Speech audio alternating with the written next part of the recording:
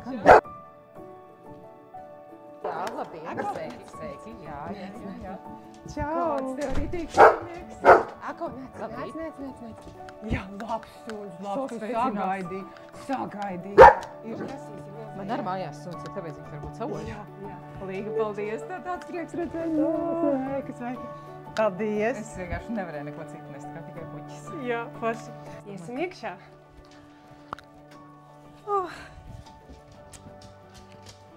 Tā, es pie reizes varu arī paņemt vāzi uzreiz. Nē, šo es neņemšu, man vajag kaut kādu mazāku, bet...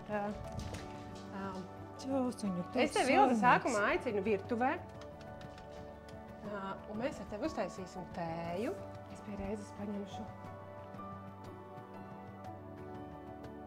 Un tad tu gaidīsi nākamo epizodi. Tu man esi tāds dubultais viesis. Tev ir gan pašai savs stāsts ārkārtīgi interesants, gan tu mums esi pirmais eksperts. Podkāstos ik pa laikam būs eksperti, kuriem es jautāšu dažādas jautājumus, kāpēc tas vai tās vai citas lietas ar mums notiek. Un tu mums stāstīsi. Starp citu, es klausījos tos iepriekšējos podkāstus, un man antēniņi nostrādāja. Jā, uzreiz ir skaidrs, kurš intelekts, kurš dabas. Jānis Bruns vienkārši kādu kaifu viņš stāstīja par to fizisko, ka viņš iegāja armijā, kā viņam patika, viegli padevās. Nu, tas ir viens no intelektiem, kas viņam ritīgi atsaucās. Jā, bet interesanti. Tagad viņš ir vairāk tāds galvā cilvēks, māca, apzinātība, treneris. Ko tad sanāk, tas viņa tīģeris tagad guļ? Es domāju, ka neguļ. Viņš ir licis ļoti daudz video. Es īstenībā sekoju, man ritīgi patīk arī, ko viņš liek, un tie vēstījumi. Man dažreiz ir sajūta, ka viņš ar video man iedod tādu enerģiju. Jānis jau, viņš arī popularizē un saka, ka to sportu vajag nodarboties. Un viņam jau tas kustība fiziskais nav nekur pazudis. Es viņam nepajautāju. Mēs parunājām par intelektuālo pārēju un tādu, bet mēs neparunājām par fizisko, kas notiek. Jo iedomājies, tur taču lauks, rutīna, katru dienu iet, skriet, lekt, tur negulēt. Un tagad ir vairāk tāda mierīga, civilāta dzīve. Būs Jānis atkal jāaicina. Es jūtu, ka tā podkāsta tēma viņa ar laiku paplašināsies, un tad jau būs arī lietas, par ko runāt. Es arī par profesijām, kad runāju, tad karjeras izvēlē. Parasti, tad, kad meklē darbu un kaut kādu izvēlās profesiju, tad skatās, kā Jānis saka, caur prātu kaut kādiem tur, vai es pratīšu to. Bet tad, kad iet projām, tad bieži vien viņi saka, es nejūtos labi, es jūtos izdeguls. Tas, ko Karīna teica. Tas ir vārds sajūta. Tad, kad tu ej darbā, tad tu to vārdu sajūtu nemaz tik bieži neizmanto.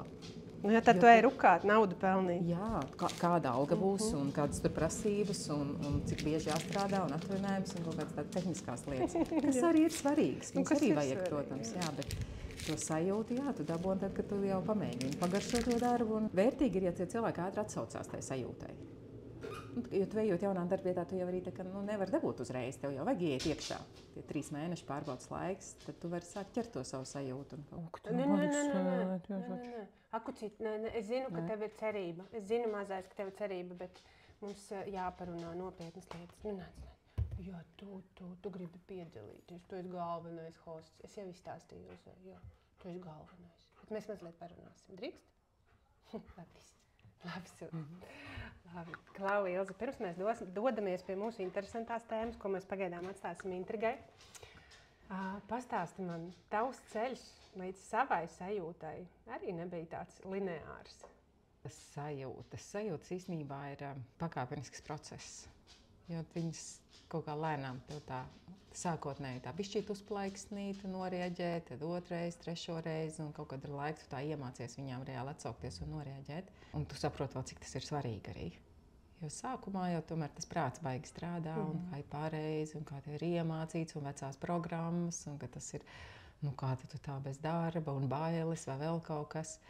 Un tad, kad tu sāc ietījās pārmaiņās, tas ir tāds, es teiktu, pat tā ir tāda arī viena no prasmēm un talantiem spēja tā mainīties. Pārmaiņas un sajūtas, viņas ir dažādas. Pirmajās pārmaiņās mani atlaida no darba. Un es noķēru kaifu no tā, ka man atlaida.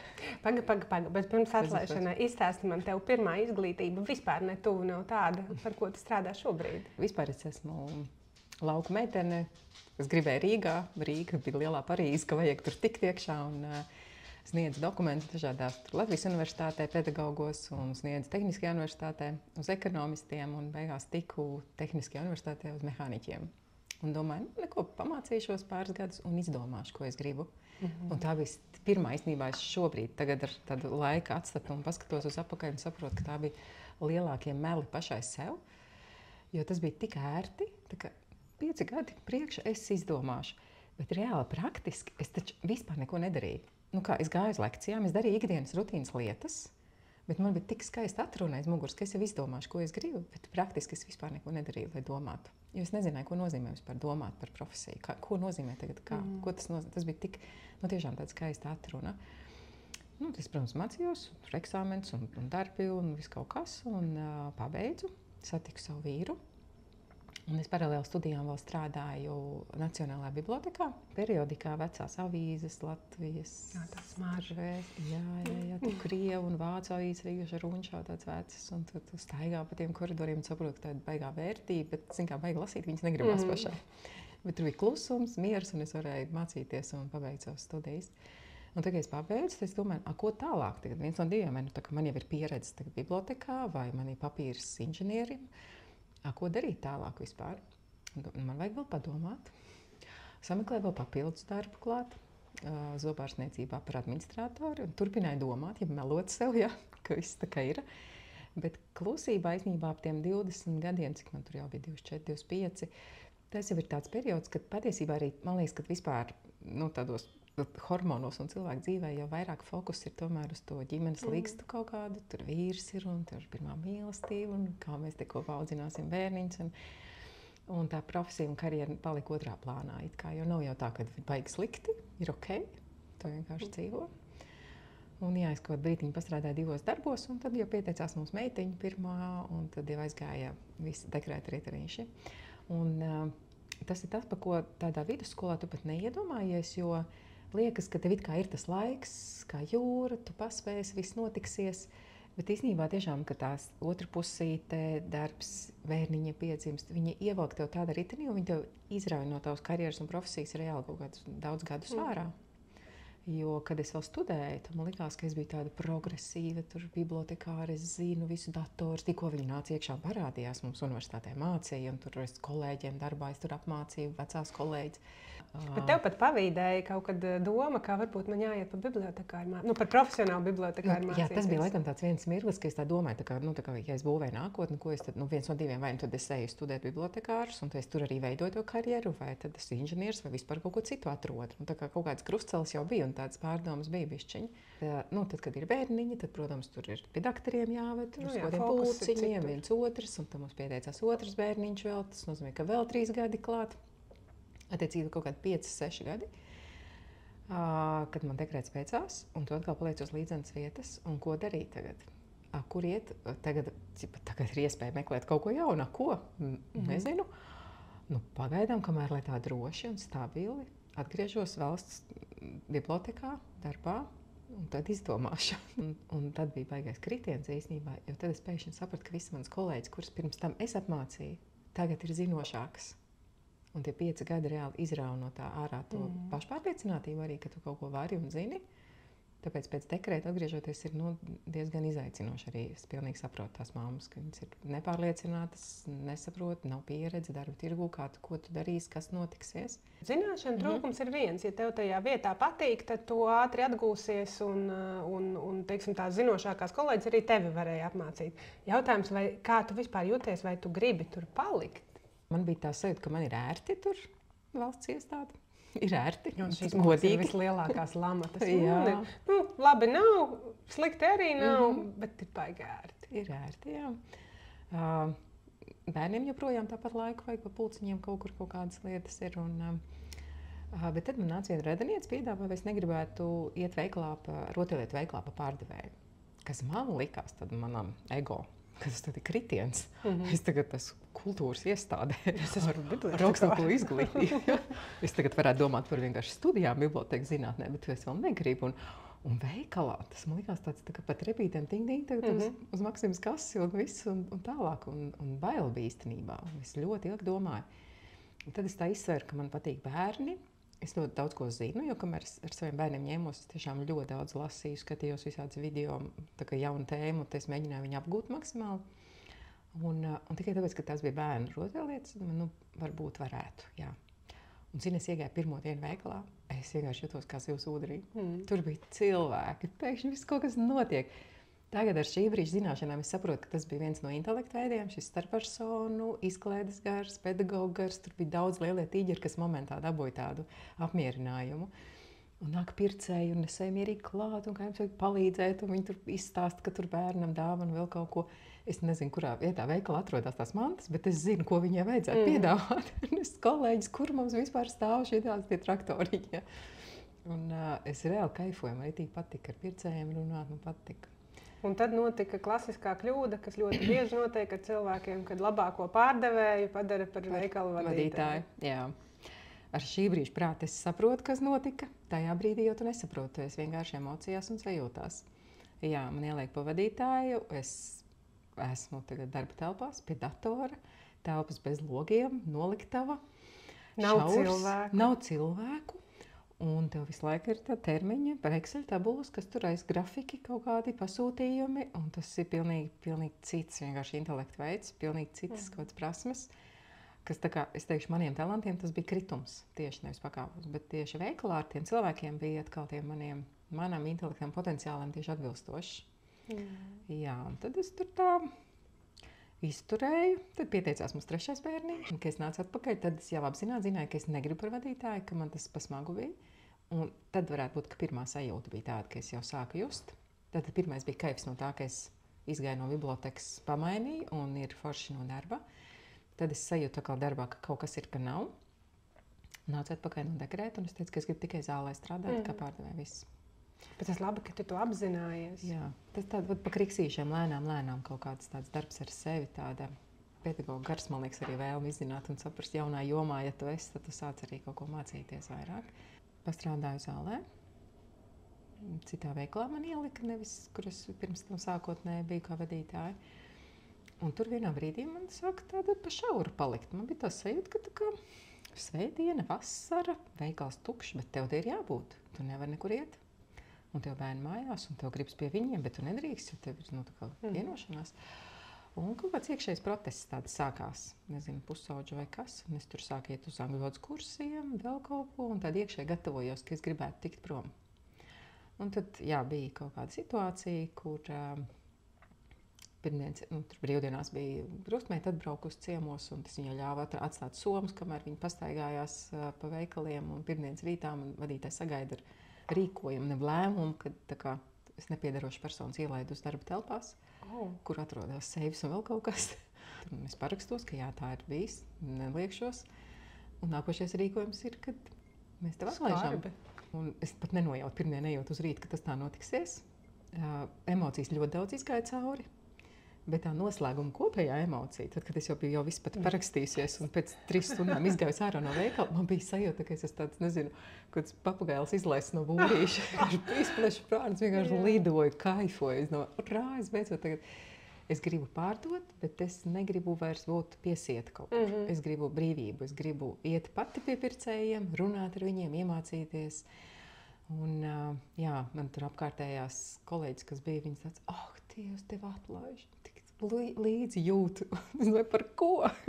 Es kaifoju, tas ir forši. Es tieši gribēju to brīvību. Man pat nevajadzēja piepūlēties pašai. Tā ir interesanti. Es gribu brīvību, bet pats es neiešu projām. Jā, jo tur ir kaut kāda tā nedrošība. Jā. Jo man šķiet, ka es neatceros, kurš bija autors, bet ir tā teorija, ka vislabākais veids, kā aiziet no punkta A uz punktu B, ir aiziet no punkta A uz punktu C. Jo tad tev ir jāzina, kur ir punkts B, bet tavā gadījumā es it kā šeit nav labi, bet es īsti nezinu, kur es gribu iet. Bet tad, kad tu jau esi punktā C, tad pēkšņi tur ir B un viss pārējais alfabēts, un tu pilnīgi ieraugi to perspektīvu. Un šis ir tieši tas gadījums, kad tu saproti, ka būtu jāiet prom, bet tu nē. Tāpēc, kā es aiziešu, kur es aiziešu? Ja es pati pieņemšu to lēmumu, man teiks, kas tu traka esi, kāpēc tu pieņemi? Es esmu vainīga, vai ne? Jā. Tas tāds bišķi apzinātības atbildības jautājums. Bet labi, tev paveicās, tu tā kā šo izbēgi no lēmumu pieņemšanas, un tad tu esi ārā. Es esmu ārā, un man ir, es piesakos tur bezdarbniekos, tur ir kaut kādi konsultācijas ar psihologiem, un es arī izmantoju visas iespējas, ko varu, un apmācības kaut kādas, un vienā no tādām psiholoģiskām nodarbībām Viņi tiešām lika mums sarakstīt tur tādas savas tās prasmes, spējas tādā margrietiņā un tad noformulēt savu mērķi. Man liekas, ka tas bija tāds pirmais, ka tā apzināti es tiešām tā noformulēju ritīgi mērķus, tā domāju. Es sapratu, jo es biju panalizējis savu pieredzi, kas man patika, kas man nepatika. Es gribu kļūt par izcilu pārdošanas menedžeri 5 gadu laikā. Man bija kaut kā tā tik skaidri tas likās. Ilgi. 5 gadi. Es nezinu, kāpēc es tieši tādu izlēmu, bet kaut kā man tas noformulējās. Un tad attiecīgi es sapratu tajā brīdī, kad cik ļoti izlaižās tādas visas antenas neredzamās ārā. Un kad tu jau sajūti un pievelc kaut kādas arī iespējas. Un te pēkšņi man satiek uz ielas kaut kāda ļoti sena paziņa, kas saka, es tikko atvēru internetu veikalu, un man īstenībā pārdošanas menedžers vajag, un vai tu nevari nākt tagad jau šeit? Es domāju, super, man iespēja mācīties, praktizēties. Un nevienmēr, tad, kad tev ir tas skaidrais mērķis, tu sāc meklēt augstskolas vai kaut kādas pēc skolas. Jā. Tu kaut kādas, pirmais tev pievelkās, un tu noreaģēji, atsaucies, vai nu jā, vai nē. Un tā kā man bija noformulēts, tad es arī attiecīgi atsaucos. Es šo kā piemēru bieži vien stāstu arī jauniešiem kaut kādās nodarbībās, kad tad, kad es gāju uz universitāti, tad man mērķis bija tikt prom no laukiem un dabūt augstāku izglītību. Reāli man vajadzēja papīru. Un, vai es mehāniku studēju, vai es pedagoģiju, tur nebija liela sāpe. Gan jau izdomāšu. Un cita motivācija gan mācīties, gan darboties, gan tā kā kaut kādas reakcijas. Un tajā brīdī, kad es noformulēju, ka es gribu kļūt par izcilu pārdošanas menedžeri, tad pilnīgi citas antenas. Tev pat nevajag varbūt augstskolu, tev varbūt vajag vienkārši prasmīgu citu pārdevēju, meistaram pastāvēt blakus, paskatīties, ko viņš dara, iemācīties no viņa. Nu, tad bija tā karjera pārdošanā, ja, tu diezgan ilgi strādāji un augi. Un tad kaut kādā brīdī tavā dzīvē ienāca gan metode, gan skola. Es nokļuvu ļoti brīnišķīgā kompānijā. Hromets Poligrāfija toreiz bija vadītājs Edvards, vienkārši fantastisks vadītājs. Viens no izcilākajiem manā dzīvē, kas man tāds ir bijis. Un, jā, viņš tiešām man apmācīja, kā pārdevēja ļoti labi. Man gribas domāt, ka es biju tāds liels arī atbalsts viņam, jo kopīgi tas uzņēmums arī aug un pieņēma darbiniekus un lielāks kļuva. Un vienā brīdī man kaut kāda tāda interese, es viņam saku, klausies, kā tu esi vadītājs, tā kā priekšā, tu pieņem kāds lēmums, ka mēs tagad pārcelsimies uz citām telpām vai pieņemsim jaunu darbinieku. Kā tu pieņem to lēmumu vispār? Kā tas notiek? No rīta vai piecelies, tev skaidrs, vai kā tas process? Un viņš saka, man ir mans coach, es strādāju ar coachu. Pēc coaching sesijām man viegli pieņemt. Man tāda ziņa, ka es arī gribu. Viņš saka, būs. Un viņš sarunā savu coachu, ka tas coacho arī mani. Un tad man notiek pirmās sesijas pie viņas. Vadītājs savu kabinetu atvēl, lai mūs nedzird neviens pilnīgi. Tur laiks noteikts. Un es eju uz coaching sesijām un sākotnēji ir tik dīvaina sajūta, ka viņi uzdod jautājumus. Un man iekšējā sajūta, vai es pareizi atbildu. Vai tā ir tā, kas ir tā kā gaidāmā, līdzīgi kā skolā, ka tu vai tu esi pareizi nokārtos eksāmenu. Kas mulsina īstenībā. Un bija man pāris sesijas, kur es atbildu viņai, un tā kā jā, viss ir saprotams. Un pēc tam, pēc pāris dienām es staigāju un domāju, nē, es gribēju kaut ko citu, īstenībā tā nav. Un es domāju, viņi pat nezina to man īsto atbildi. Un svarīgi ir, ka es viņu dzirdu. Bet īsta atbildiem ir jāzina tev, ne jau coacham. Jā. Un tā sākās tā mīlestība pret coachingu. Man ļoti patika. Tas man palīdzēja sakārtot gan privāto dzīvi, gan tādas lielas pārmaiņas pašai savā dzīvē, jo man pagriezās dzīve, ja es aizgāju no vīra un pārrestartējos un ar tādu ļoti mierpilnu sajūtu un tādu, ka tas ir pareizi un viss ir labi. Un joprojām neesmu, tā tam bija jābūt, jā, ir laba sajūta. Tad manā dzīvē ienāca otrs vīrs, pieteicās mums 4. bērniņš. Un tad es sapratu, ka man dekrētēja brīvs laiks. Es kaut ko varētu padarīt. Un mīlestību uz coachingu man jau bija piedzimusi.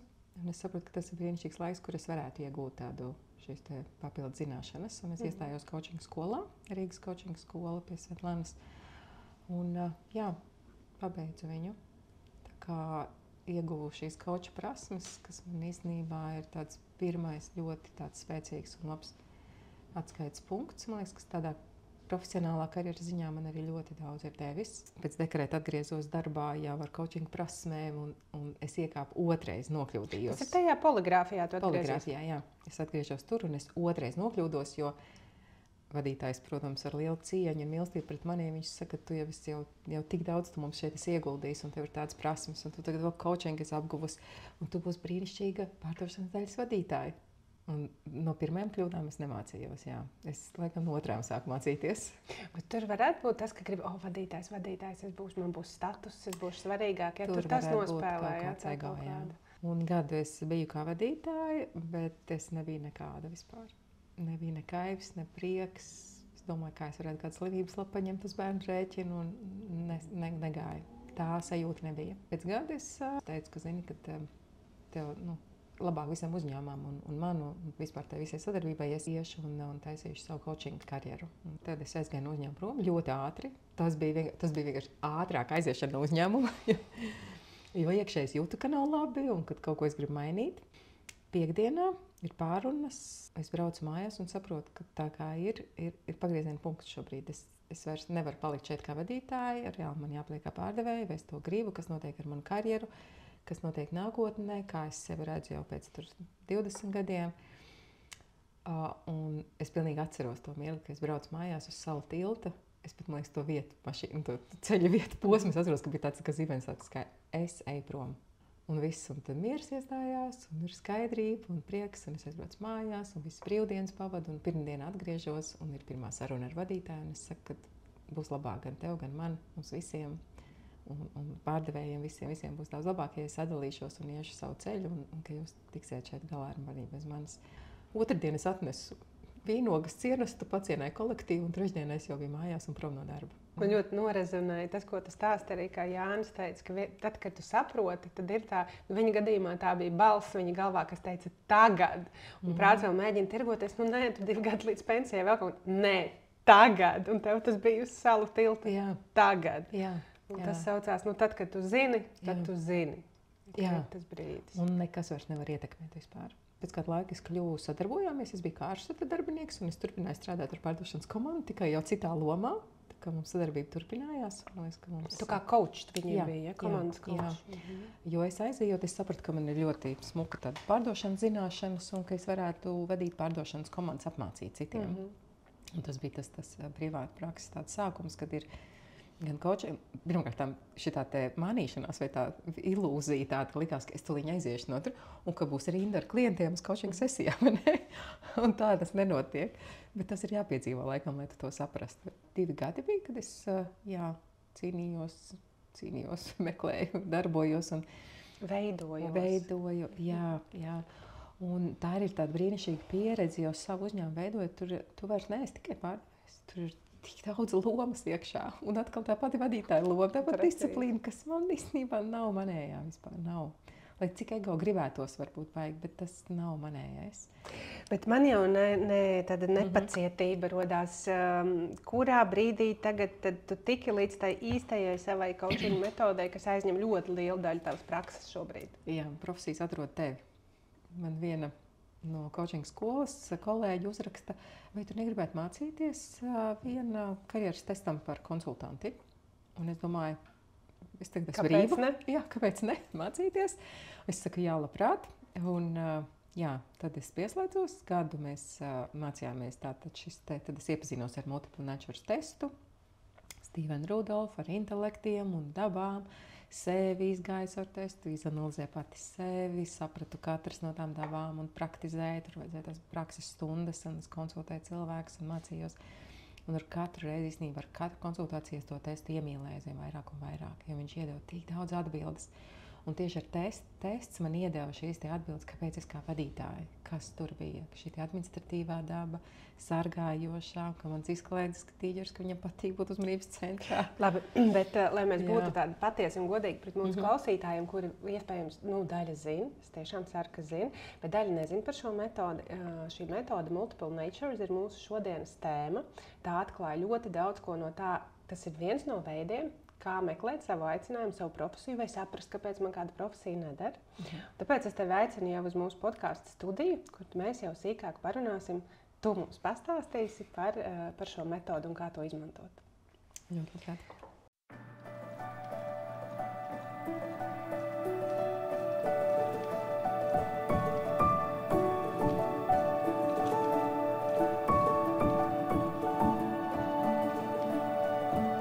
Sveiks, klausītāji! Es esmu Līga Pauliņa, juriste, vadītāja, supervizora un šī podkāsta autora. Es interesējos par cilvēkiem, kas meklē vai jau ir atraduši savu nodarbošanos, kas sniedz gandarījumu sajūtu.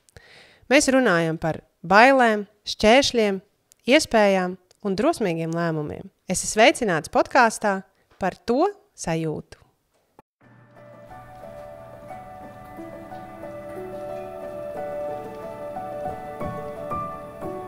Šodien pie manis ciemos ir Ilze Ušacka-Priekula. Man laikam jāsaka inženieris, bibliotekārs, zobārsta asistents, coachs, skolotājs. Un pats galvenais, Ilze, kāpēc tu esi šeit? Tu esi eksperts. Tu esi vienīgā persona Latvijā, kura var strādāt ar multiple natures metodi, kura mums palīdz atklāt par sevi.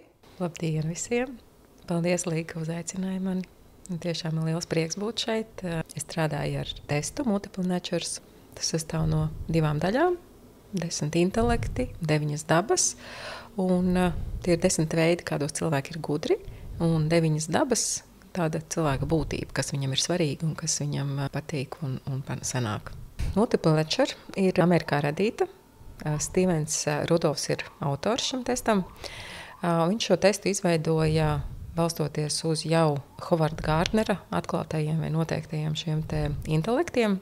Hovards Gārtners atklāja, nosauca 8 intelektus, tad Stevens Rudolfs vēl papildināja vai atdalīja 2 no intelektiem un paplašināja to skaitu līdz 10. Un viņš pievienoja klāt šīs dabas.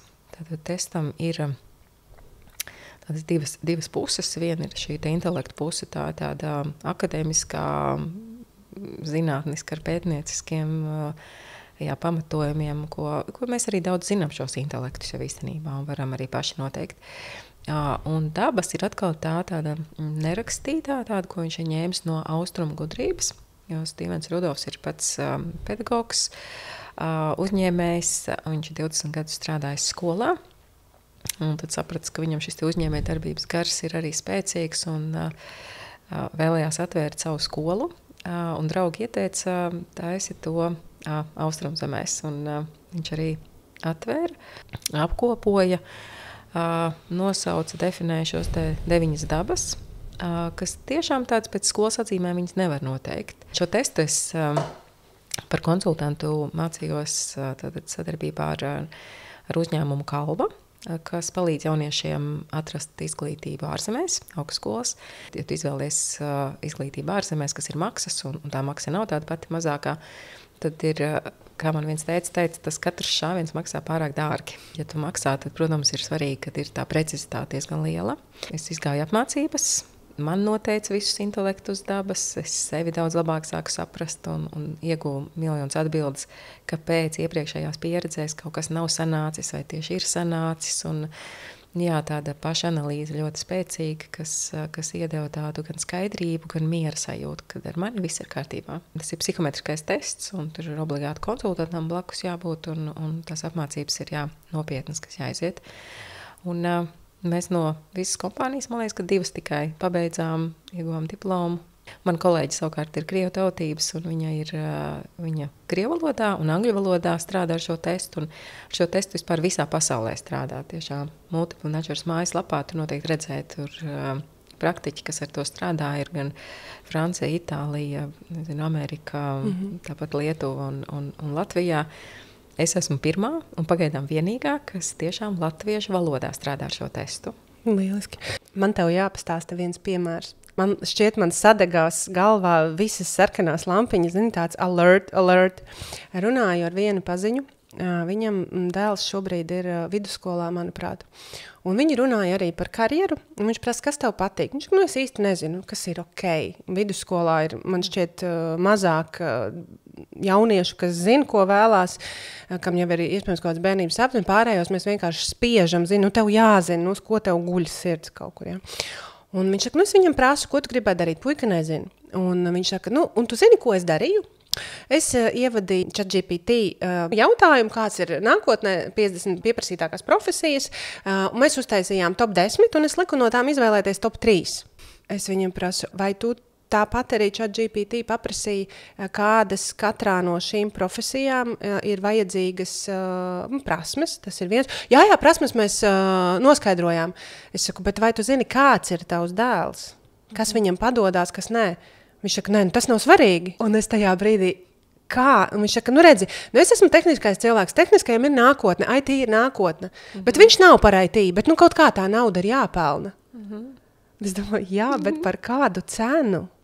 Un iespējams tas, es nezinu, es nepazīstu, un arī šo cilvēku nepazīstu tik labi, varbūt viņš ir aktieris, varbūt viņš ir, iespējams, jurists vai pedagogs, es nezinu, bet IT ir nākotne, jā. Bet jā, tas bija tāds piemērs, kur man uzreiz tavs tēls parādījās, man liekas, aizej lūdzu pils. Man īstenībā klausoties, nav tik daudz tās sarkanās uguntiņas un briesmas, jo tas tā varētu būt. Tētim es pieļauju, ka iespējams viņam nav interpersonālais, tāda šī spēja to empātiju, to jušanu, ka viņam vienkārši tas nav tik spēcīgi, nav viņa tas spēcīgais talants attiecīgi, tātad, ko tur fantazēt un sapņot, vai ne, tā kā ejam pēc datiem. Savukārt jaunai paaudzei daudz vairāk viņš ir, viņi daudz vairāk jūt. Protams, kamēr viņš ir ļoti, tu izstāstīji tik tādu klasisku, ko varbūt, nezinu, daudz ir izvēlējušies profesiju, ka viņi ļoti ātri, tā kā es pabeidzu vidusskolu, tad es skatos, kur var nopelnīt un kur var iedot tos dokumentus. Ņemt pretī, vai es varētu pēc tam dabūt diplomu, kas man dos to pārticību, vai ne? Bet to mājasdarbu jau saprast sevi, kas man patīk, kādu pamēģināt vai vēl kaut kādas lietas, tas būs jāizdara jebkurā gadījumā. Ja viņš to neizdarīs tagad 18 gados, tad viņam viņš būs jādara 30 gados. Visas lietas jau var izlabot. Bet, ko es arī stāstīju šī podkāsta pirmajā epizodē, gribas jau, protams, to, ko tu vari. Dažas lietas nāk ar pieredzi. Un tu nevari viņas iegūt ātrāk. Tas vienkārši nav iespējams. Bet ir lietas, kā piemēram, kaut vai noskaidrot šo te dabisko intelektu, to var izdarīt ātrāk un to vajag. Kaut gan šeit arī būtu interesants tavs viedoklis, lai saprastu, ka mēs bieži vien noliedzam realitāti. Piemēram, pieņemsim, es gribu būt aktrise. Un es tik ļoti gribu būt aktrise, ka man ir jāaiziet, jāpabeidz kultūras akadēmija, jāuzkāpj uz skatuves, lai saprastu, ka man nav. Šī nav mana vieta, man šeit nav jābūt. Jo, ja es saknē, man pateikt, tu nevari, tev nav tas intelekts, man būs nolieg, kā nav, es gribu. Un tikai atrodoties tajā vidē, līdzīgi kā tev bija ar veikalu vadītāju, es gribu būt vadītāju, es gribu būt svarīga, man šķiet, ka es gribu būt svarīga, jo, kāpēc gan ne, es vadīšu un man arī vairāk maksās un būs. Tikai esot tajā vidē, tu saproti, bet man taču teica, ka man nav šis talants un man viņš patiešām nav. Un tikai tad es to garšu sajūtu, ka man viņš patiešām nav. Tieši tas arī ir tas karjeras izvēles process, ka tu zini sevi, kas tev patīk, nepatīk, zini profesijas, kas ir tas, kas tur jādara, un tad viņas pielaiko. Tas vārds pielaiko. Es bieži vien konsultācijās stāstu to līdzību ar apģērbu izvēli, ka tu izvēlies profesiju līdzīgi, kā izvēlies apģērbu. Tu zini savu izmēru, jo ja tu nezinās izmēru, tad tu veikalā skatīsies uz visiem, SM, L, XL, vai ne? Tad tev prasīs daudz vairāk laika viņus pāršķirstīt. Tu zini savu izmēru, savu potenciālu, tu zini, ka tu gribi vasaras kleitu, un tu ej uz veikalu, kur pārdod vasaras kleitas. Jo ja tu nezini, ka tu gribi vasaras kleitu vispār, tad tu meklēsi apavu veikalos, ziemas apģērbu un vēl kaut kur sporta veikalos, vai ne? Tātad, jo tu precīzāk jau šīs tā atlases veids, ja tu zini jau profesijas jomu, virzienu kaut kādu lielo, tad tu jau ej tajā virzienā un sāc meklēt. Tad, kad tu iegājies savā kleitu veikalā vai jomas jau kaut kādās sfērās un redzi jau konkrētas profesijas kaut kāds, tad visticamāk tajā veikalā tavs M izmēra kleitas nebūs tikai viena. Tev būs kaut kāds arī 100 vai 50 vai 20, bet ne visas tu viņas gribēs paņemt un nest uz pieliekošanas kabīni. Un līdzīgi kā sfēra, tu zini jomu, ka tu gribi kaut ko, nezinu, no pedagoģijas vai uz aktieru, kaut ko skatuvi saistībā, jo skatuvi arī tur ir ļoti daudz lomas, kas var būt. Un tad tu sāc jau tā kā atlasīt, šitās es gribētu pamēģināt. Un tad, kad tu viņas aiznes uz savu pieliekošanas kabīnu, uzvelc mugurā, tehniski tev viņa visa der, viss ir kārtībā, bet nav tā sajūta. Jā. Un tur neviens tev pat ne stilists, ne veikala pārdevējs, neviens no malas var teikt, visi, vau, cik labi izskatās, bet tev ir sava sajūta, vai ne? Nederēs. Un tas ir profesijā, tu viņu pielaiko, pamēģini un saproti, nē, nav. Tāpēc es laikam teiktu jauniešiem vai jebkuram, kas tagad domā par profesijas izvēli, un arī tas mans stāsts, kad es atliku un domāju, ka izdomāšu, ka tas izdomāšanas procesa sastāvdaļa ir pamēģināt. Un jo tu īsākā laikā vari dažādību pamēģināt pielaikot, un dažreiz tā pielaikošana var būt arī video skatīšanās, kur kāds nozars jomas cilvēks stāsta, ko viņš tur dara vispār. Un tu vari tā kā sajust, mēģināt, vai tu arī gribētu to darīt. Jā, tā pamēģināšana, kad tu pamēģini, tad tu tiešām sajutīsi. Jo tai sajūtai ir jābūt pašam iekšēji. Un es tev pilnīgi piekrītu, ka tas jaunietis, ja viņam ir pārliecība, ka tas nav, tad arī nebūs. Un šeit ir arī tāda viena līdzība ar testiem, kad mums ir vēl viens tests Kalbāmī, ar ko es strādāju, Ego Kompas, kur savukārt ir atkal tieši rūpīgi tāda tehniska mērīšana, kādā virzienā tev prāts strādā. Tur ir 4 stundas, tiek doti uzdevumi dažādi, ļoti vienkārši. Tos uzdevumus var izpildīt arī 1. klases skolnieks, tā kā nav nekādas tur iepriekš zināšanām jābūt. Tu viņus pildi, viss tiek piefiksēts, laiks, vadīts process, un pēc 4 stundām tie dati tiek savākti, tur vesela tāda grāmata ir katram cilvēkam.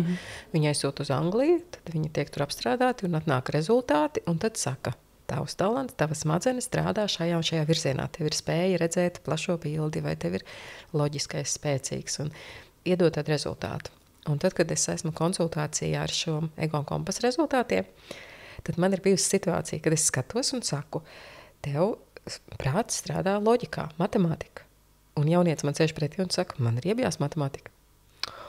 Un es esmu sprukās. Es reāli saku, bet dati, es saku, tev vajag pamēģināt privātu skolotāju, kaut ko citu, kaut ko pamainīt, kaut kas tāds. Viņš saka, man ir iebjās, es negribu. Un tās ir tāds aizslēgts durvis, un tu nevar lausties iekšā tur. Tā kā, ja viņam ir šī pārliecība, tad tā kā viņam ir, nezinu, kaut kādiem jautājumu palīdzībām, tu var mēģināt likt aizdomāties, paskatīties kaut kādā veidā. Tad šis multiple natures tests, kāpēc man viņš tiešām ar katru reizi aizvien lielāku mīlestību izraisa, ka viņš ļauj cilvēkam pašam analizēt, pašam runāt, pašam sevi apzināties un sajust.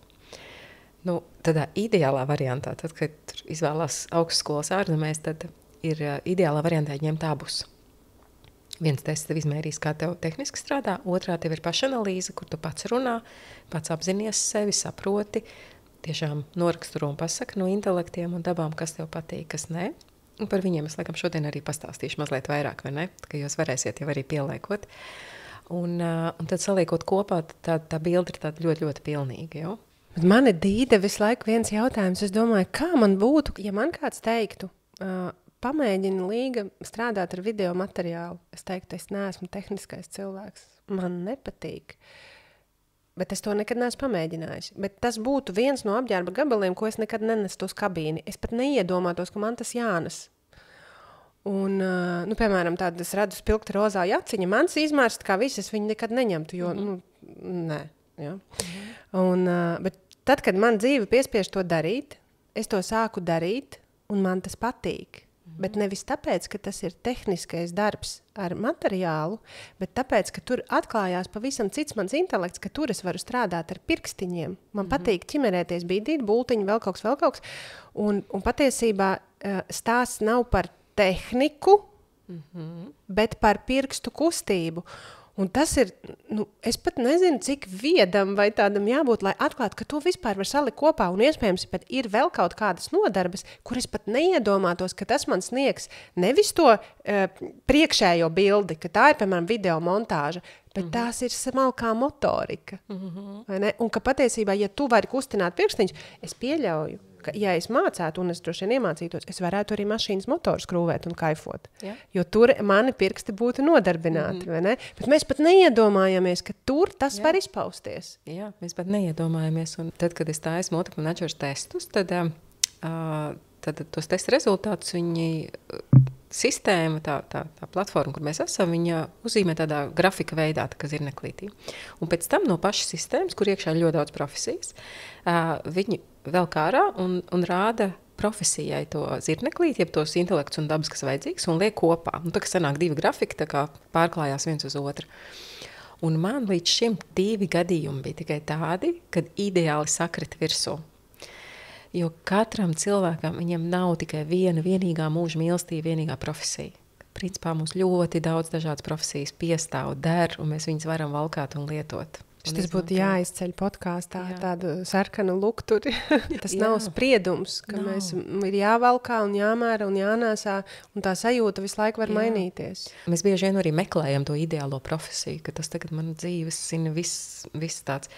Protams, ja tu esi vienā jomā, ir divi veidi karjeras. Viena ir horizontālā un viena ir vertikālā. Vertikālā ir tā, ka tu esi kaut kādā vienā tēmā un tu ej dziļumā iekšā.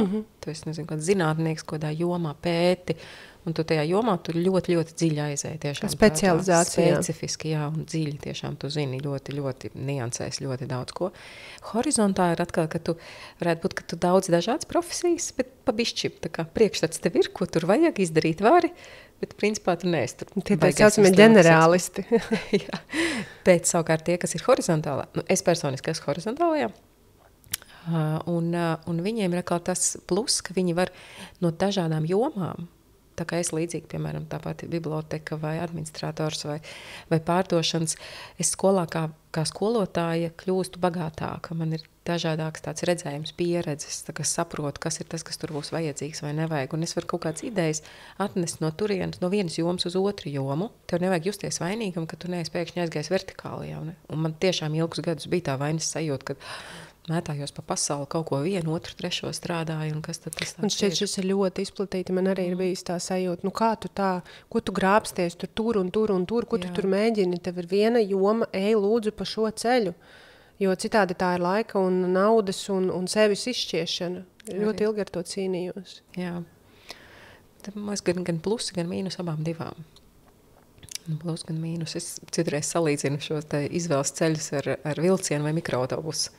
Vilciens tad ir, bet tie ir arī cilvēki, kuriem tas ir svarīgi. Tie tiešām arī ir intelekti un dabas, kas atbilst, kad viņi ļoti rūpīgi izsver, iziet visus iespējamos testus, kārtīgi izvēlās, visu čeks pēc datiem, pēc varbūt sajūtas ir klāt, varbūt nē, bet principā viss ir, eksperti ir teikuši, ka šitā joma ir īstā, un viņi apsēžās uz vilcienu, un viņi var aizbraukt ļoti tālu, tiešām ļoti dziļi, vertikāli ieieties jomā un būt par izcilu speciālistu. Un ir cilvēki, kuri kā mikroautobusi. Viņi var pamēģina vienu, pamēģina otru, viņi var tur cegli apstāties, izlaist, piebremzēt, ja vilcienu tu nevarēsi tā pusceļā ar roku apturēt, vai ne? Tagad lūdzu paņemiet man pa ceļām. Mikroautobusu vēl varētu noķert un pabraukt. Zini, tāds joks, tas vilciens arī atkarīgs no tā, kurā valstī tu dzīvo. Man māsa dzīvo Skotijā, un tur ir tādas vietas, kur vienīgais veids, kā tu vari apturēt vilcienu, ir pacelt roku. Jo, ja tur neviens nestāv, vilciens nestājās. Bet smieklīgi ir tas, ka tie, kas zina Skotijas klimatu, viņi zina, ka Skotijā ļoti bieži ir bieza migla. Un man māsa ļoti vēlējās tur aizbraukt, viņai ļoti patīk daba, viņa ceļo, un viņa ļoti gribēja tur aizbraukt. Un viņa tur neaizbrauc vienu iemeslu pēc, viņa saka, Klau, ja ir tāda migla kā piens, tas vilciens taču neredzēs, ka es tur stāvu. Tas patiešām tā ir, līdz ar to metafora par vilcieniem. Dažreiz viņa strādā. Dažreiz vilcienu var apturēt, paceļot roku. Tu lika man paskatīties uz šo stāstu no citas puses. Jā, tas vairāk izņēmums, bet tas arī stāsts par to, ka dažreiz lietas strādā citādi, nekā mēs iedomājamies. Jo, ja es tev teiktu, kā tu domā, vai vilcienu var apturēt cilvēks, kas stāv uz peronu, tu teiktu, nē, tas nav iespējams. Vilcienam ir noteikts veids, kā vilciens operē. Un tomēr dažreiz apstākļi prasa, ka pat vilciens var operēt citādi. Un tas ir labi to atcerēties, ka vienmēr ar ļoti, ļoti retiem izņēmumiem ir tā, ka neko nevar mainīt. Ja? Tā kā šajā podkāstā ir ļoti svarīgi šo domu nest cauri un saglabāt. Bet ar tevi ir ļoti interesanti runāt. Mēs visu laiku staigājam apkārt pašai galvenajai tēmai. Varbūt tad ļausim mūsu klausītājiem visu beidzot uzzināt par intelektiem un dabām, ko var pētīt. Man viņi ļoti mīļi ir. Es vienkārši vairs nespēju neredzēt viņus. Un es varbūt nestāstīšu par pilnīgi visiem, bet es tādiem vairākiem pieskaršos, kurus var tādā ikdienas sadzīvē noķert, sajust, un jūs varat paši arī sev mierīgi pielaikot un sajust to izpausmes spēku. Varbūt tu jau pamanīji kaut ko tu par mani vari pateikt? Jā, tev ir vizuālais, vizuālgrafiskais. Es varētu ar to arī sākt. Viņi ir 2 intelekti. Ir vizuāli grafiskais intelekts, tāda spēja redzēt skaistumu, kad ir svarīgi, kas ir skaisti, pamanīt, pašam ir svarīgi, lai būtu skaisti, proti baudīt to skaistumu arī. Un šie cilvēki arī sadzīvē bieži vien, kad pašiem ir svarīgi, kā tu izskaties. Tu nevar iet vienkārši no mājas ārā. Mums pasniedzējs, starp citu, stāstīja interesanti piemēru no savas. Viņai ir spēcīgs vizuālgrafiskais, un viņa ar vīru bija saposusies un iet jau pie durvīm. Un viņas vīru paskatās un saka, un vīrs nav. Kā tu izskaties, tu šitāds nedrīkst iet ārā. Un vīrs samulst. Viņš saka, kur es kļūdījos? Man ir melnas kurpes, melnas bikses, melnas džepers. Kur es varēju kļūdīties? Un viņš saka, tās melnēs ar to melno neiet kopā. Un vizuālgrafiskiem tas ir svarīgi. Viņi to redz. Nabaga vīrs. Viņi to redz, un viņiem tas traucē. Un vizuālgrafiskais noteikti, tās ir tādas ikdienas lietas, kur to var noķert. Viens ir, tad, kad runā pa telefonu vai kaut kādu lekciju klausās, tad zīmē. Klades malas ir apzīmētas. Skolniekiem skolā arī ļoti labi var redzēt. Man katrā klasē ir kāds vizuālgrafiskais zīmētājs. Viņam reāli patīk. Un es arī ļauju. Es saprotu, ka tas ir viņa spēks un viņa talants. Ļoti viegli atcerās informāciju no tēliem. Ļoti skaistas prezentācijas viegli taisa. Ja viņš ir spēcīgs, tātad tas izpausmes spēks ir no 1 līdz 10. Tad var tā kā sajust uz 10. Tas nozīmē, ka man ļoti patīk, man tas ir svarīgi, es to katru dienu varētu darīt, un man tas komplimenti nāk no malas, citi vēl saka un apliecina, ka tas ir forši. Un vieninieks, tā kā tas otrs gals ir, kad es varu uzzīmēt, bet es cenšos, cik gribu, ieguldu enerģiju, un atkal nevienam nepatīk, un man pašam arī nepatīk, kā izskatās. Un vispār man ir svarīgāk, lai ir ērti, lai ir droši, lai ir silti, nevis tur smukums tik daudz, tā kā tas nebūs primāri. Pusauģiem bieži vien vecākus tas var satraukt un domāt, ka Dievs, viņi tur atkal jauns outfits vajadzīgs bērnam, ja tur nevar iet, tev jau pilns skapis ar drēbēm, vēl kaut ko tu gribi pirkt. Un tas varbūt arī, vizuālgrafiskais, ka viņam ir svarīgs šis skaistums, kā es izskatos. No pusauģiem viņš veidojās, un viņš arī pielēko un mēģina viņus tos intelektus, viņš atklāja pats sev arī viņus. Un tev ir vizuālgrafiskais, tev ir. Man ļoti patīk. Es redzēju iepriekšējos ierakstus, podkāstu, un man ārkārtīgi patīk, tas noformē. Un man arī viņš ir šis vizuālais. Ilze, par ko tas liecina? Es klausos tevī, un tad es lieku tādus punktiņus. Uz malām es zīmēju, atkal apģērbā. Man pašai patīk saposties, bet citiem es pamanu, ja tur tā, ka akurāt krīt acīs, es pamanu. Bet tā, ka līdzīgi kā pasniedzēji, tik traki man nav. Tad atkal prezentācijas es taisu, bet baigi nekaifu. Un tad sanāk, te ir, te nav. Tas vienkārši par to grādu liecina, ka man, viņš ir, bet tas varbūt nav 10, bet tad attiecīgi 7 vai 8, un tādā veidā tas strādā. Jā. Tas liecina par to grādu, par to izpausmes spēku. Un tam izpausmes spēkam, viņam īstenībā es gribētu arī, varbūt vēlreiz var kaut kādu podkāstu ierakstīt par to viņa ietekmi, kā viņš var arī negatīvā pusē, pozitīvā, kā viņš tev palīdz, kā viņš tev traucē dzīvē. Kā var tas negatīvi ietekmēt? Kādu piemēru var izstāstīt? Vizuālgrafiskajam? Kaut vai, jā.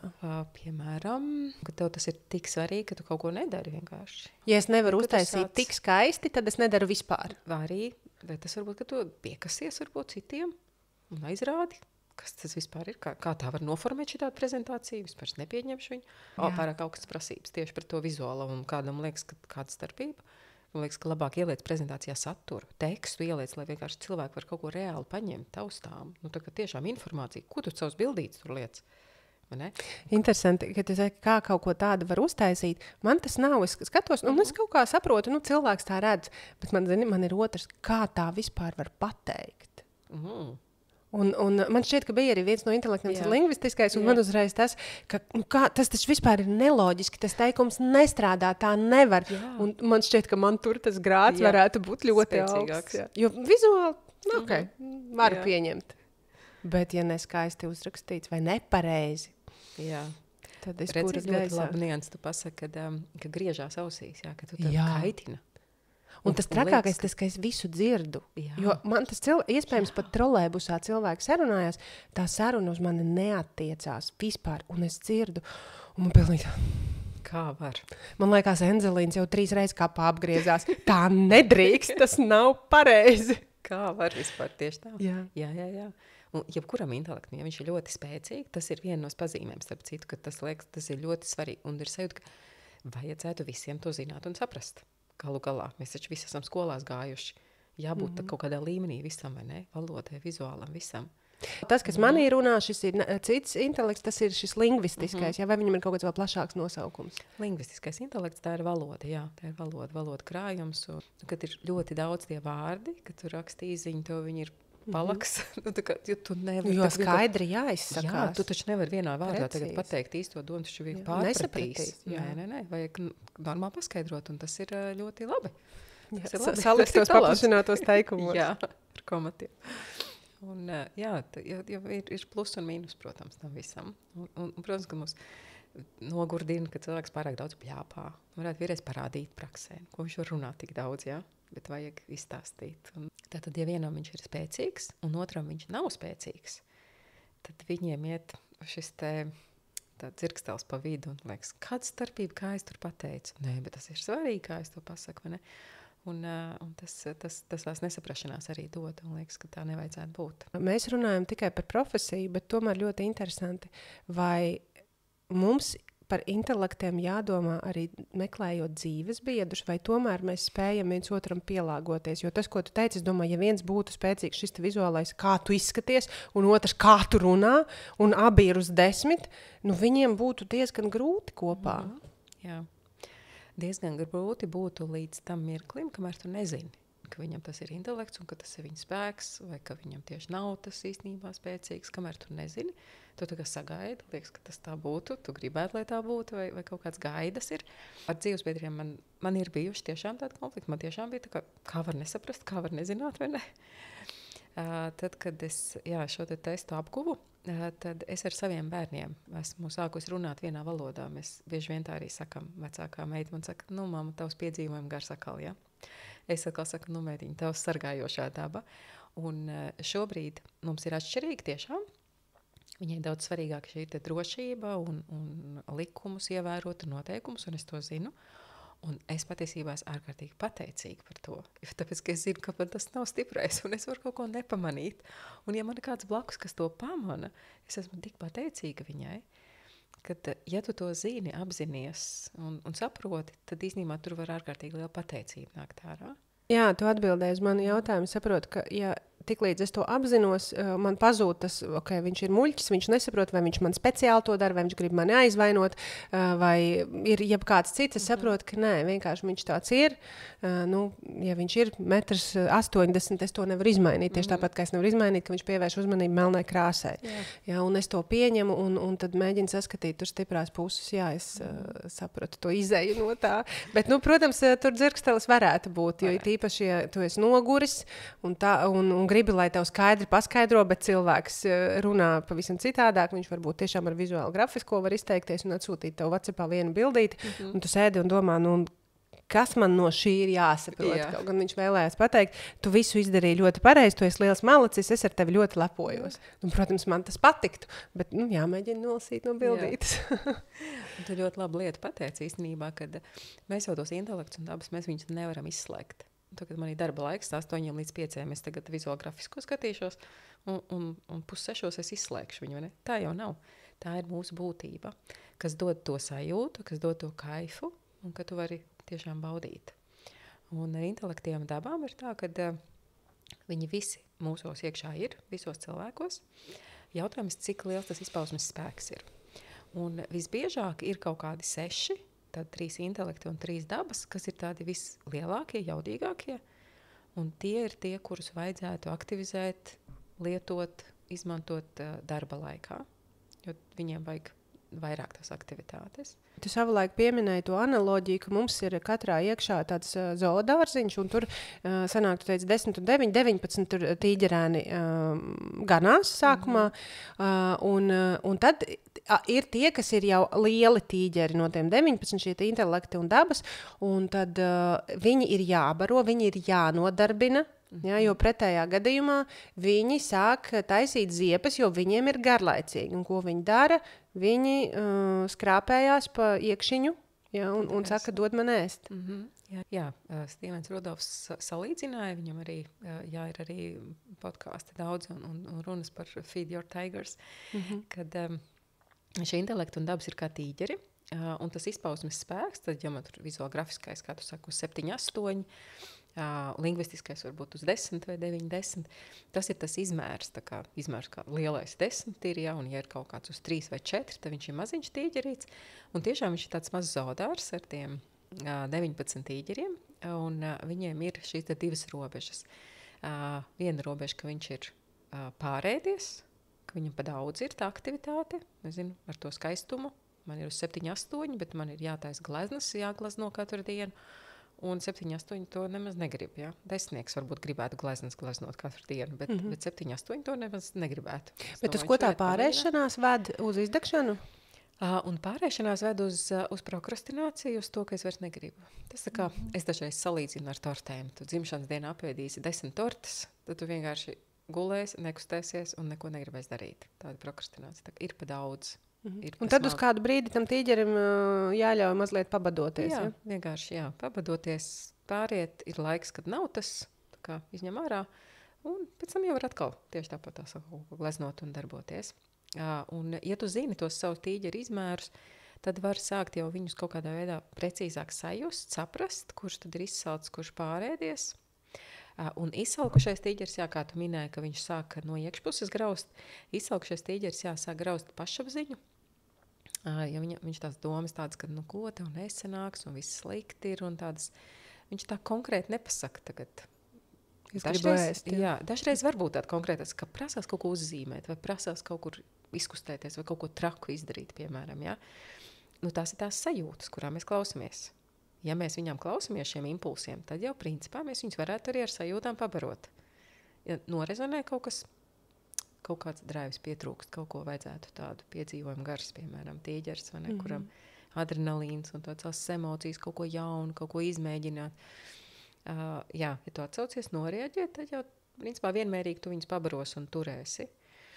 Bet kas ir tāds šeit svarīgi nians, manuprāt, ir, ka tas tā nav, ka tu tagad uztais testu, atklāji savu potenciālu, un tev tagad tāds stabils, statisks rādījums, kurš stāv uz vietas. Ja, tā tas nav, jo viņi ir dzīvi. Tu taču darbojies, tu profesijā izmanto kādu neliec aktivizēties, kaut kādi darbu uzdevumi, kaut kas notiekās, ir vairāk vajag, mazāk vajag, viņš tāds dzīves process.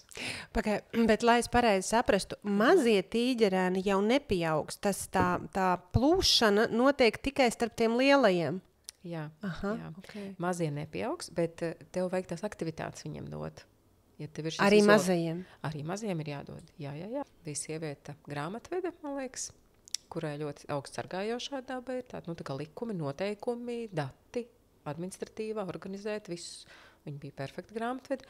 Un arī pēc kaut kādiem 40 gadiem iekšā tā sajūta, ka kaut kas tā kā nav līdz galam. Es gribu kaut ko, nezinu ko, un ir tāda kņudoņa. Un tad, kad viņi izgāja testu, tad kolēģis saka, mēs redzam, ka viņa ir piedzīvojuma gars uz kaut kādu 3.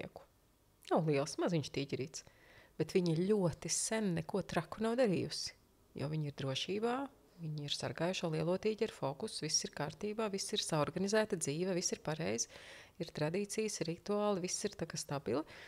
Un tas piedzīvojuma tīģeri, tas maziņais trīnieciņš, viņš tur kņudinās iekšā, kaut ko traku vajadzētu. Bet tie visi tā kā sistēma ir stabila un liela. Un viņa kaut ko izdarīja traku. Es pat neatceros precīzi, ko. Vai, es nezinu, kaut ko viņa izdarīja traku, bet reāli viņai vajadzēja vienkārši pabarot to mazo tīģerīti. Tas nav tā, ka bieži. Protams, biežāk izsalkuši paliek lielie, jo profesijās nevienmēr visus lielos tu vari. Kā es teicu, nav tā atbilstība 100%. Lielākoties ir kaut kādus 4 lielos tīģerus tu profesijā izmanto, un kaut kādu vienu tev nav vajadzīgs nemaz viņš. Nav darba uzdevumos vajadzīgs. Un, ja tu to nezini, tad viņš paliek izsalcis. Ja tu zini, tad tev ir hobijs, un tu kaut kādā veidā to dari, tās aktivitātes. Jā, tā kā iekost var arī maziņie tīģerīši. Es kā vienmēr paņemu to galveno uzdevumu, man likās, ok, es noskaidroju savus tīģerus, intelektus un dabas, un man likās, ok, koncentrēšos uz šiem, bet šis iedod mazliet citu perspektīvu, ka tomēr, pat ja tev nepatīk tur vizuālais vai audiālais, intrapersonālais, piemēram, man nepatīk runāt ar cilvēkiem, bet tomēr ik pa laikam varbūt vajag no tās mājas iziet ārā. Laikam jau viss ir par balansu, vai ne? Jā, arī cilvēki nav jau tā, ka ir tie introvertie vai ekstravertie, kas ir starppersonu intelekts. Un tātad starppersonu intelektam, ja viņš ir uz 10, tad viņam ir milzīgs kaifs un prieks no satikšanas, svešu cilvēku iepazīšanās, runāšanās un tād ar svešiem cilvēkiem pat tur tā kā ļoti brīvi. Un uz otru pusi, kad tev viņš tas izpausmes spēks uz 1, 2, tad tu piekūsti no cilvēkiem, tad tev nāk pazūta enerģija no cilvēkiem, un tāpēc tu izvairies. Bet, manuprāt, nav tāds cilvēks, kurš būtu introverts un kurš vispār nerunātu ar cilvēkiem. Nu, viņš runā, nav tā, ka viņš nerunā. Viņš runā vai no saviem ģimenes locekļiem, vai zināmiem darba kolēģiem, vai viņš runā reiz mēnesī tikai, piemēram. Ja?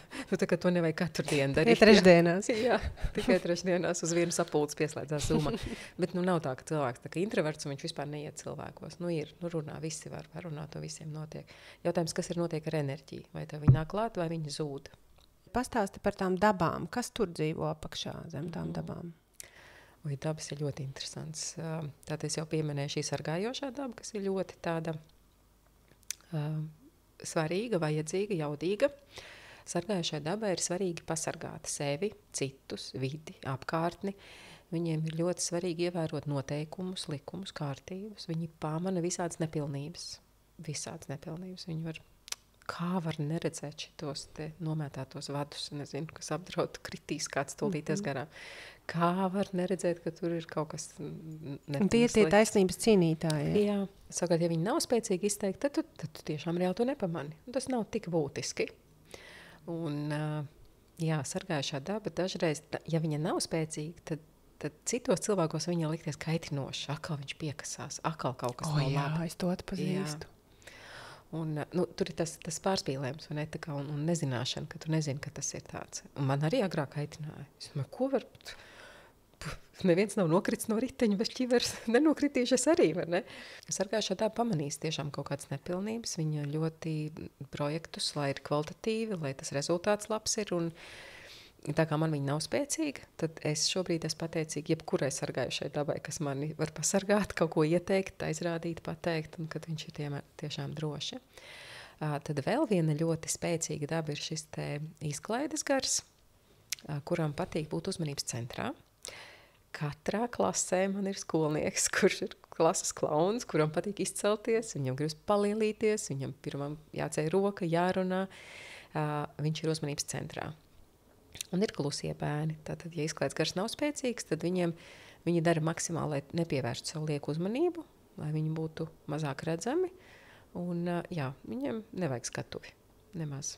Un ir, kuriem vajag. Tāpēc, tad, kad es esmu stundās, tos, kas ir tādi atraktīvi un viņiem dabiski patīk iet uz skatuves būt, es viņus arī pasaucu klases priekšā un ļauju izpausties un sajust to kaifu no būšanas publikas priekšā. Un izklaides gars īstenībā nevienmēr vajag tur aktierim būt, tu var arī, tāpat stundās, skolā, es uz skatuves, tu var arī uzņēmumā vadīt komandu, tāpat runā priekšā uzstājies un tu esi skatuvē. Viņš var kaitināt, ja tev viņš nav spēcīgs, un otram ir, tad liekas, akal viņš lecās. Zīmuls. Jā, tur izrādās, vai ne? Un tad pastāstīšu par 3 uzreiz. 3. ir arī tāda ļoti jaudīga, ir šis te piedzīvojuma gars, kas ir adrenalīns. Skrabu, nāc. Skrabu. Zvēriem arī ir intelekti, kā tu domā? Nāc. Es zinu, ka zvērs ir pie naturalistiskā intelekta, bet tas ir cilvēka intelekts, kuram patīk zvēri. Es domāju, ka zvēriem arī varētu būt intelekti un dabas kaut kādi, jo ir taču arī gani un sargātāji un viss droši. Vienkārši neviens vēl nav pētījis. Gan jau, ka ir, mēs vienkārši nezinām. Tiešām es to nezinu. Un piedzīvojuma gars ir atkal šis adrenalīns, ka viņam patīk kaut kāds visu laiku mainīt aktivitātes, ka tā kā garlaicīgi palika. Es jau veselu nedēļu eju uz darbu pa vienu un to pašu ceļu. Apastīs viens veids no otru puses arī var aiziet, piemēram. Kaut ko mainīt. Un, piedzīvojuma gars ir tas, kas kas man konsultācijās bieži vien jaunieši, tad, kad mēs iziem cauri visiem intelektiem dabām, un tad, kad viņi nonāk pie piedzīvojuma gara, tad viņi atklāja, viņi saka, es domāju, ka tas ir kaut kas slikts, nu tā kā, ko es te visādas nebēdnības daru, vai ne, kad īstenībā viss ir kārtībā. Jā, puisis man viens bija, kurš stāstīja, ka viņam ļoti patīkot grafiti zīmējumus, ka viņi tur kaut kā pakluso kaut kur uz sienām tiekot un zīmē, un es saku, tas taču ir reāli adrenalīns. Un tur divi iet kopā, ja, tas vizuāli grafiskais un adrenalīns. Nevis vienkārši zīmēt studijā, ja? Jā. Adrenalīns, jā, kombinācija. Un viņš to saprata, un viņš tāds, es kaut kam daru. Īstenībā es varēšu, jo būtībā tā viņa darbība bija tādā negatīvā veidā senāk, tu apzīmē īpašumus, un tas ir kaut kas slikts, un viņš jūtās vainīgs par to, viņš saprot, bet viņam patīk, un viņš dara. Un tās emocijas tā kā tā, personība laužās arī. Un tas man arī šajā testā patīk, ka tad, kad iziet to testu, viņš saka, ar mani viss ir kārtībā, īstenībā. Vienkārši vajag pozitīvā veidā kaut kur citur viņu pielietot, vai ne? Nevis zīmēt mājas, bet, teksim, es iešu varbūt uz IT jomu un taisīšu tur, nezinu, datorspēlēm vizuālos noformējumus. Es atkal savā prātā biju domājis, ka vajag sadalīt, ka, piemēram, ja viņam ir šie divi, tad viņš to adrenalīnu dabū, darot kaut kādas, piemēram, fiziskas aktivitātes, kas varbūt tur ir uz riska robežas, tur viņš dabū to, un tad viņš var tiešām sēdēt studijā un zīmēt. Jā. Tam it kā nav jānotiek vienlaicīgi, bet es nezinu, tur būtu viņam jājautā, vai tas ir vienlīdz kaivs, ka tu sākumā vienu pabaro, un tad otru varbūt, ka viņam tieši vajag, lai ir kopā. Ja tev ir 3 lieli tīģeri iekšā murrā, tā ir cita garša, vai ne? Ja tev viens tīģeris mūrā, tad arī cita garša. Ir vēl tāda izglītojošā daba, ja mēs viņu sauc par pedagogu garu. Tie cilvēki, kuri prot sarežģītas lietas izstāstīt vienkāršiem vārdiem. Tādi dzimuši pedagogi. Skolas laikā viņi noteikti, ja kāds klases biedrs prasa iedod norakstīt, tad viņiem pirmā sajūta noteikti es tev iemācīšu, lai to nav vairs jāprasa. Tu būsi brīvs, tu pats zinās un pats varēsi pildīt, un tev nevajadzēs man prasīt. Ja pedagoga gars nav spēcīgs, tad viņam tāds jautājums pat vispār tāda versija neienāk prātā. Viņš saka, noraksti, samaksā man šokolādi varbūt, jā, un liec man mierā, es nezinu, kā tev izskaidrot. Un pedagoga gars, ja viņš uz 10, tad, protams, gribās pamācīt un izstāstīt un dalīties savā pieredzē. Un ja vēl lingvistiskais spēcīgs, tad tev ir tiešām daudz vārdi, ko teikt un stāstīt, vai ne? Un tad kaut kādā brīdī var pāršaut arī par strīpu, vai ne? Atkal man te audzina un stāsta, bet tas ir vienkārši pedagoga gars. Un pedagoga garam tam ļoti patīk gan citus mācīt, gan pašam mācīties. Tas ir tas, kur es noķeru daudzreiz pieaugšos, kādā seminārā vecākiem. Viens teica man vienreiz, saka, es nezinu, vai jums tur ir taisnība, es tur mācījos tajos kursos, un es vēl tajos kursos biju, un tur mēs mācījām, un es tur mācīju, pircis tur lekcijas, un klausījos un mācījos, un visu mani sarkanais zvaniņš, izglītojošā daba, tur ir kaut kas saistībā ar pedagoģiju, un es saku, jūs negribējāt kādreiz par skolotāju pedagoģijā iet kaut kur, kā jūs zinat? Un tas tā ir, jā, ja tev pašam patīk mācīties, tev patīk mācīt citus, tas ir šis te izglītojošā daba, ka tev, gribas dalīties, un man liekas, ka tā ir, zināmā jomā, zināmā vietā viņi ir vajadzīgi ne tikai skolā, arī uzņēmumos ir vajadzīgs, ka tu apmāc jaunos darbiniekus, kaut kāds mācību materiālus, instrukcijas, kaut ko gatavo. Piemēram, pedagoga gars ar sargājošo, reāli instrukcijas sagatavot. Vai lingvistiskais vēl klāt 3 vispār. Palīdzēs citiem apmācīs. Tad vēl ir interesanta gādājošā daba. Gādājošai dabai patīk dāvināt dāvanas. Viņai patīk būt tādai viesmīlīgai namamātei. Gādājošā daba noteikti tevi sajutīs, vai tev tēju piedāvāt, vai tev ir silts, un varbūt tu gribi kaut kūciņu vai vēl kaut ko. Viņa ļoti gādājoša tāda. Viņam patīk dāvaniņas dāvināt. Tāpat vien kabatā ielika kaut ko. Atzīšos, es vienu laiku, nelielu periodu, bet tad, kad man bija tāds savs uzņēmums un krīze un nauda vajag un viss slikti, es vienu brīdi strādāju par apkopēju, 2 reizes nedēļā ofisu tīrīt. Un man gādājošā daba vienkārši nelikās mierā. Es tīrīju ofisu un uz galda atstāju mazas zīmītes. Tīra ofisā, tīras domas. vai kaut kādas maziņas tādas es atstāju. Un tas īpašnieks, ar ko es sadarbojos, viņš pēc kādiem daudz gadiem īstenībā atrakstīja, viņš saka, mani klienti joprojām atcerās tās tavas zīmītes un dāvanīgas. Jā, tāds mazs niansīts, bet ir cilvēki, kuriem viņi nav spēcīgi, un tas liekas, nu, tā kā, nu, kas te notiek vispār, es apjuku pēkšņi, par ko man dāvina vispār kaut ko, kas te vispār tāds ir, vai ne? Jāatcerās dzimšanas dienas, dāvina savu laiku, ja prasa, vai tu varētu izdarīt to un to palīdzēt man. Gādājošai dabai pirmā, jā, kā es vēl tev varētu palīdzēt, ja jā, teicēji, viņa glābs pasaules, visiem grib palīdzēt, es ļoti tiecos uz to, un viesmīlības jomā var strādāt, kur tiešām jāapkalpo cilvēki, kur ir ļoti svarīgi sajust, kā tas klients jutīsies, ko viņam vēl iedot. Un ir profesijas, kur to var, nu, vienkārši tu būsi izcils ar to vēlmi palīdzēt. Un ja tu neesi, tad tu vari palikt arī kaitinošs. Visu laiku tur dari manā vietā, visu laiku man palīdz, visu laiku man kaut ko dāvina, man to jau sen nevajag, es nemaz negribu, man tas nepatīk, bet tu man tik dāvini un dod, vai ne? Nosmacē ar savu gādājošo tābu to otru cilvēku. Nu jā, tas izpausmes spēks jāskatās, ja viņš ir uz 10 virs 5, tad principā vajadzētu jau profesijā to izmantot. Līdz 5 tu dāvinās dāvaniņas saviem radiniekiem. Var izlīdzēties. Jā, var izlīdzēties mājās. Kā es minēju, dabas ir 9. Sargājošo es jau pastāstīju mazlietiņu. Izglītojošā daba, administratīvā daba, tie tādi darbu darītāji, plānotāji. Tad ir gādājošā daba. Tad ir izklaides gars uz skatuves. Tad ir vēl dziedinošā daba, kur ir medicīna, pirmā palīdzība un tāda slimu cilvēku tāda palīdzēšana. Tad ir uzņēmējdarbības daba un piedzīvojuma gars. Un tad šīs dabas kombinējās ar intelektiem. Vai ir kaut kāds interesants piemērs, kur, piemēram, interesanti, ka, ja kombinējās, es tagad fantazēšu, lingvistiskais ar piedzīvojumu garu, tas nezinu, varbūt tur kaut kāds romānu rakstnieks, bet ja, piemēram, lingvistiskais ar pedagoģisko kombinējās, nu tad baigi moralizē visu laiku par kaut ko. Es nezinu, vai tas tā ir, bet vai ir kaut kādas tādas interesantas kombinācijas, ka viens intelekts, bet divas dažādas dabas, un tad tie ir pilnīgi divi dažādi cilvēki?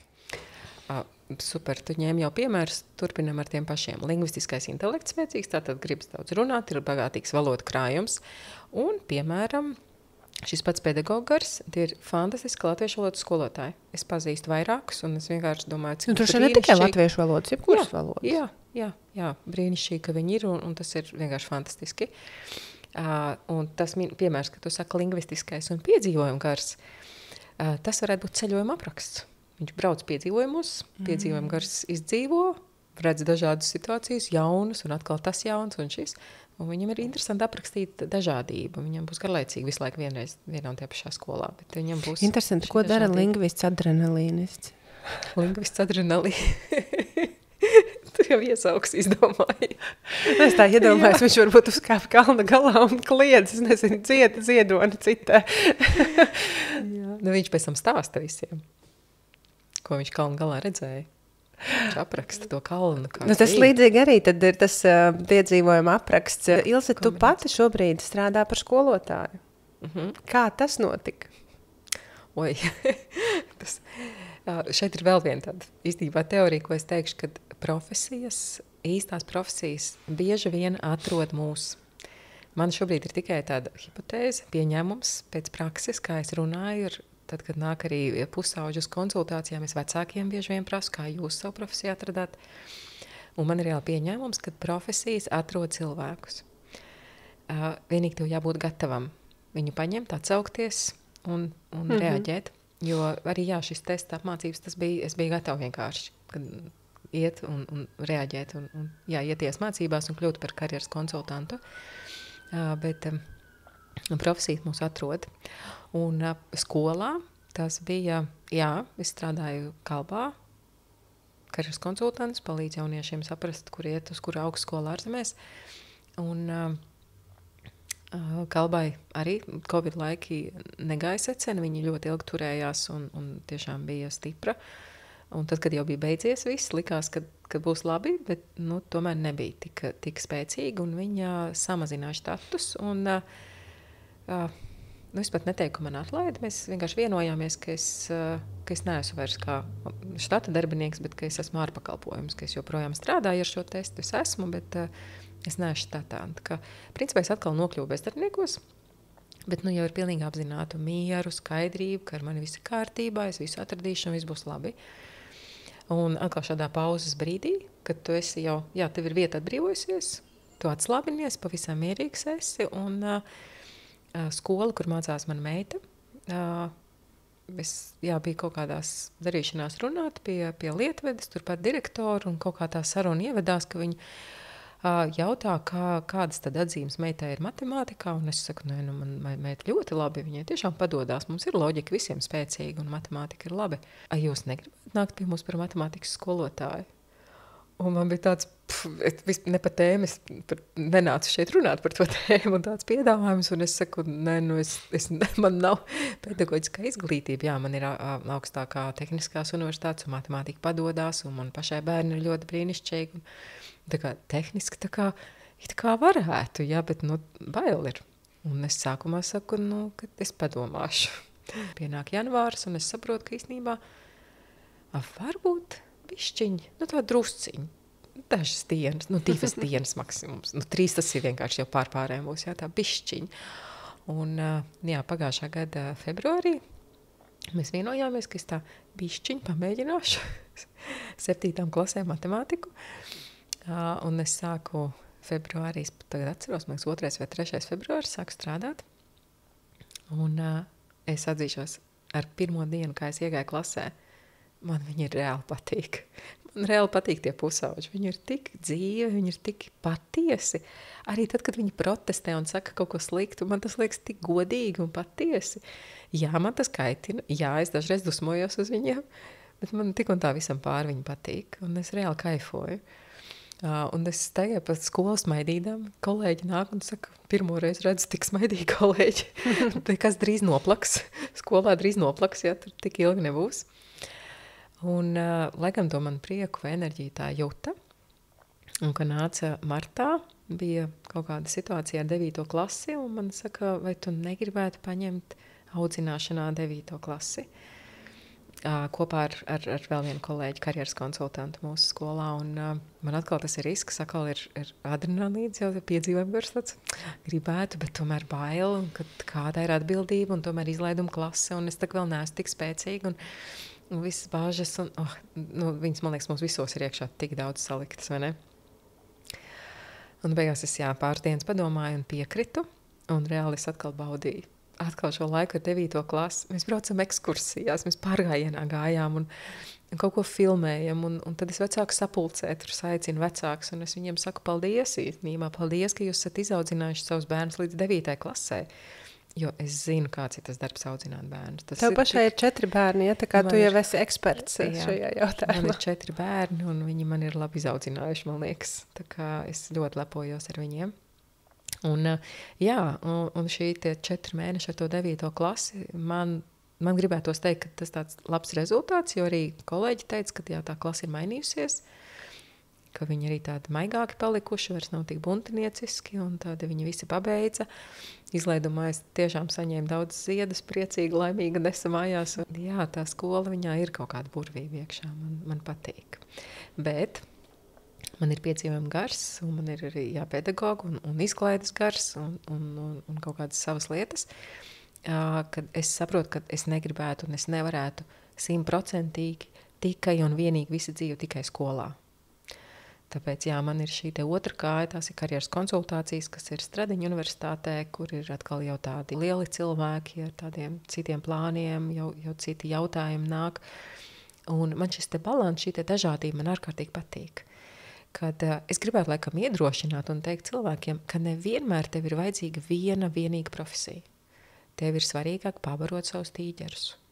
Jā. Un man ir šīs abas jomas, un es viņās kaifoju. Man reāli patīk abas divas, un es negribētu viņus atstāt tikai vienu.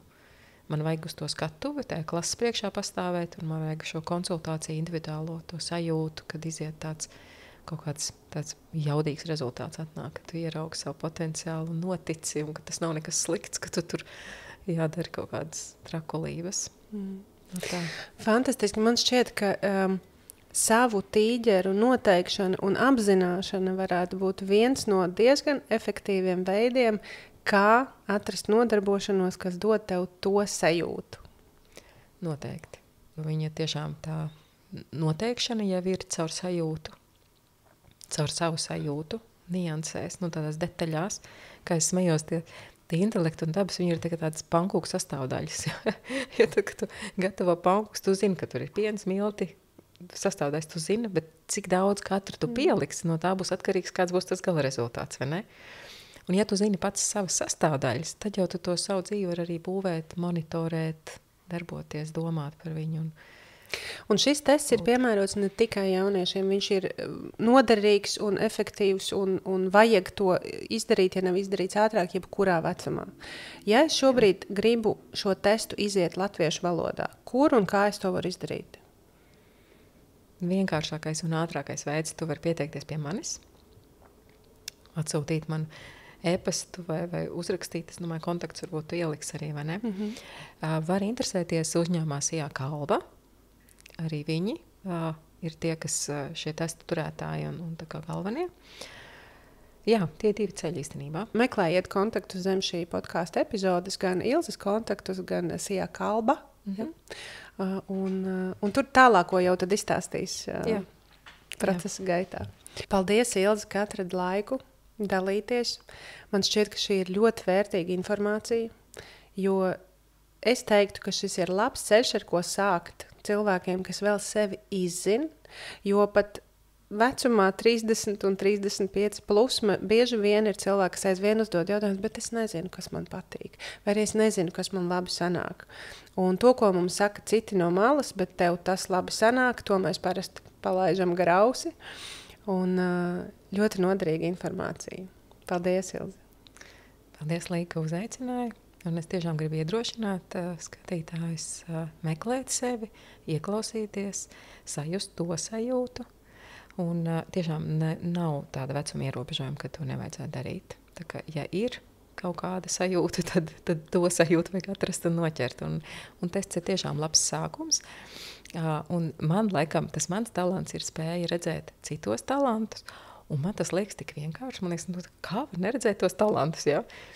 Bet dažreiz varbūt arī, ka tu izēj to testu, saproti sevi, zini, bet ka tev pēc tam vēlāk tu vēl turpini viņus dziļāk, vēl domāt un vēl par viņiem tā kā saprast. Un bet tiešām man tas adrenalīns ir. Un tā kā kaut ko apstiprināt vēl sevī. Ka milzīgs paldies, Līga, ka tu man uzaicināji. Man bija bauda būt šeit. Un tā kā es esmu vairākos jau video teikusi, un par šo man maksā algu, vai ne? Runāt par to, kas tev patīk, kas tev padodās, un kas ir tev tāds tuvs un mīļš, man liekas, tas ir tik vērtīgi. Tāpēc, jā, paldies tev, ka ļāvi būt šeit. Paldies, ka klausījies un biji ar mani, Līgu Pauliņu. Šis ir podkāsts par iedvesmojošiem cilvēkiem, bailēm, iespējām un pats galvenais par to sajūtu.